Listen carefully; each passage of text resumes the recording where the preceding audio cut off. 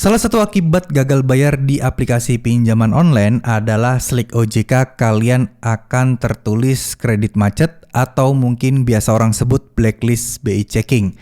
Nah, sekarang pertanyaannya adalah berapa lama sih kira-kira Slik OJK kita itu akan bersih dengan sendirinya dan berapa lama sih kita terbebas dari blacklist BI checking.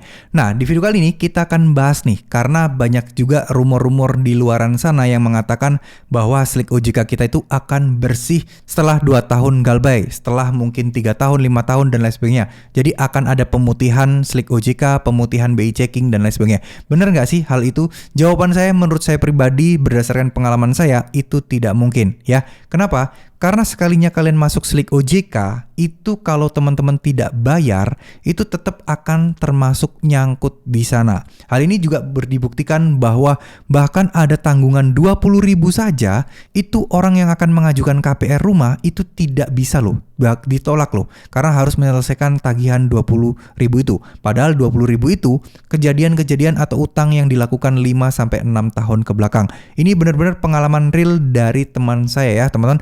Nah, dia nggak tahu dan dia lupa kalau memang ada tanggungan 20.000 itu, cuman sudah masuk ke Slik OJK. Nah, hal ini membuktikan dan bisa membantah statement bahwa Slik OJK otomatis bersih setelah 2 tahun. Mungkin ini termasuk salah satu pemahaman-pemahaman yang keliru atau mungkin disalahpahami ya. Jadi kalau kalian masuk Slik OJK, terus kemudian kalian ada catatan kredit macet, terus kemudian kalian membayar dan melunasinya, maka kan harusnya Slik OJK kalian bukan kredit macet lagi ya. Nah, namun ada histori di sana yang mungkin belum hilang. Artinya bisa jadi yang dimaksud hilang 2 tahun itu adalah histori-histori yang dulu pernah galbay tapi sudah dilunasi dan sekarang tidak punya tanggungan. Ya bisa jadi itu. Tapi selama kalian belum bayar, Slik OJK itu tetap ada.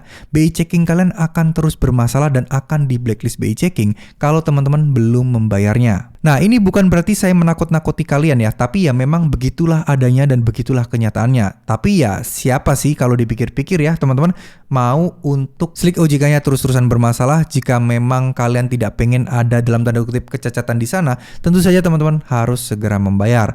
Nah, hal ini banyak juga kasus-kasus yang memang agak bisa dibilang ini agak membingungkan. Ada yang tiba-tiba utangnya hilang, terus utangnya dianggap lunas. Nah, itu kejadiannya seperti apa? Oke, setelah saya pelajari dan tarik ke belakang, sebuah aplikasi pinjaman online itu kan ada indikator-indikator, yaitu TKB 90. Artinya, seberapa banyak sih orang-orang yang berhasil melunasi hutang-hutang mereka kurang dari 90 hari setelah telat bayar. Artinya ya, yang galbay 90 hari, terus kemudian melunasi, ada berapa persen sih banyaknya? Nah, OJK itu memberikan acuan nilai minimal atau nilai maksimal ya. Jadi pinjol itu harus 95% ke atas nilai TKB-nya baru bisa dikatakan pinjol tersebut sehat atau dalam tanda kutip tidak pernah bermasalah. Tapi kalau TKB 90-nya itu di bawah 95%, maka itu akan menjadi salah satu hal yang dianggap buruk di pinjol tersebut. Nah, bisa jadi kan ada akal-akalan dari sisi pinjolnya dan saya juga nggak tahu bener apa enggak. Ya, utang-utang kalian yang receh-receh yang kecil-kecil itu akan dianggap lunas. Biar apa? Biar memenuhi atau tidak makin memperburuk indikator-indikator penilaian dari pinjol tersebut.